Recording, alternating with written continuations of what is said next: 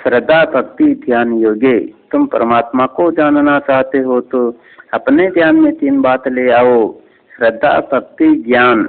श्रद्धा करोगे तो एक लक्ष्य हो जाओगे। यदि गुरु शास्त्र सत्संग पर श्रद्धा करोगे तो पहुंचने के पहले ही हमको वहां पहुंचना है, इस लक्ष्य का निर्णय हो जाता है।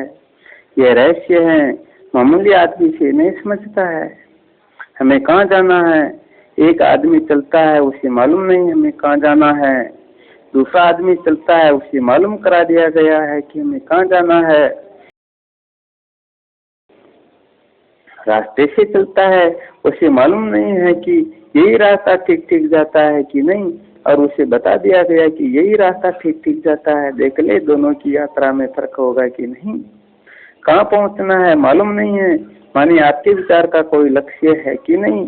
तर्क और मनन में कुछ मालूम पड़ता है न। तर्क काटना जानता है, पहुँचाना नहीं। मनन एक लक्ष्य की सिद्धि के लिए होता है। बाल की खाल निकालने वाले को परमेश्वर की प्राप्ति नहीं होती। अतः गुरु शास्त्र और अपने साधन पर श्रद्धा करके आगे मार्ग पर बढ़ना होता है। श्रद्धा छूटती भी नहीं।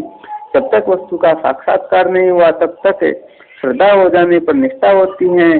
परंतु कुतर्की लोग अपने को बहुत बुद्धिमान मानते हैं और कहते हैं, स्वामी जी आप हमसे शास्त्रार्थ कीजिए।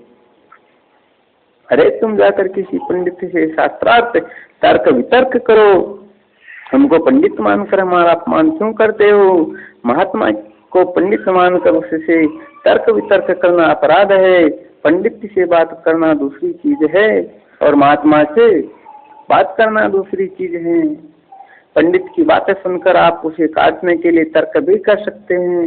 महात्मा की बातें सुनकर उस पर मनन किया जाता है।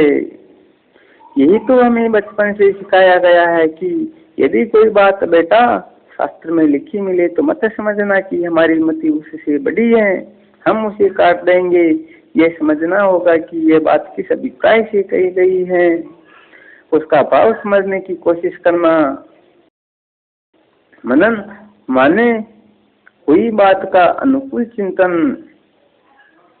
प्रतिकूल तर्क वितर्क और युक्ति से आज तक न कोई बात सिद्ध हुई है न हो सकती है। अपने अपने पंथ के लोग युक्तियों का टोकरा माने बोझा सिर पर लिए ढोते चलते हैं। युक्ति से कोई बात सिद्ध नहीं होती। इसलिए पहले श्रद्धा, वस्तु का साक्षात्कार होने के पूर्व श्रद्धा, बाद में निष्ठा हो जाती है।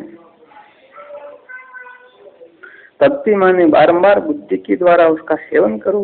उस वस्तु के सिवा दूसरे से वह वैराग्य दे देगी।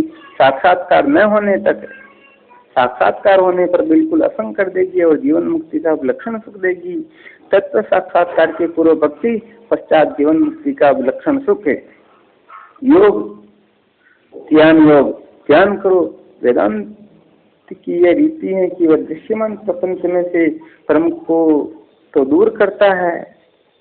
स्वर्ग नरक राग द्वेष पाप पुण्य धर्म अधर्म में तुम ये वह दुनिया जो दिखती है, वेदांत की रीति से इसका भान होना दूसरी चीज है और उसमें सत्य का भ्रम होना दूसरी चीज है।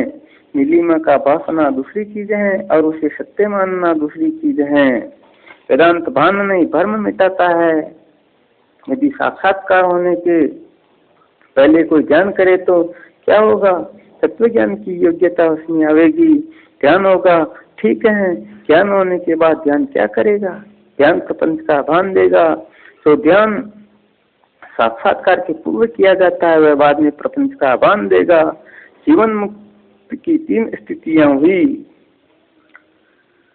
निष्ठावान हो गया, चाहे ब्रह्मा आकर कहे कि ऐसा नहीं वैसा, उसकी श्रद्धा निष्ठा बन चुकी है, वह डिग रहेगा। एक बार एक भगत राज ने हमारा हाथ पकड़ा। दुनिया में वे बड़े मशहूर है। मुझे एकांत में ले गए और बोले, स्वामी जी शंकराचार्य जी से प्रणाम करते हैं। ऐसे उस व्यक्ति ने मुझसे कहा है कि अवैध सिद्धांत गलत हैं, वे तो हमें केला ही बनाना चाहते थे। मैंने कहा, देखिए भगत जी, आप और आपके शंकराचार्य और उनके गुरु सब हमारे स्वप्न पुरुष हैं। हम शंकराचार्य के कहने से नहीं मानते हैं कि अवैध सिद्धांत है। उन्होंने कहा है ठीक है, पर हम उनके कहने से नहीं मानते। ये तो हमारा अनुभव है। आपके शंकराचार्य और शंकराचार्य जी से प्रणाम करते हैं, वे भी हमारे स्वप्न पुरुष है, हमारे साथ ये गड़बड़ी नहीं चल सकती। ये बोले हाथ जोड़कर, बस बस महाराज अब कुछ मत बोलिए। इस प्रकार श्रद्धा निष्ठा देती हैं, चाहे प्रपंच हो चाहे न हो, तब भी हम ब्रह्म ही हैं। भक्ति देती है असंगता, और ध्यान देता है अभान। ये 3 भूमिकाएं बनेगी। चतुर्थ भूमिका बनेगी श्रद्धा और निष्ठा से। श्रद्धा की परिणाम के साथ से भक्ति के व्यवहार करते हुए भी संगतता का होना 5वीं भूमिका है। 6ठी भूमिका है अभान, साक्षात्कार के पूर्व भक्ति, असंगता, ध्यान, बाद में निष्ठा, निवृत्ति और प्रपंच का अभान।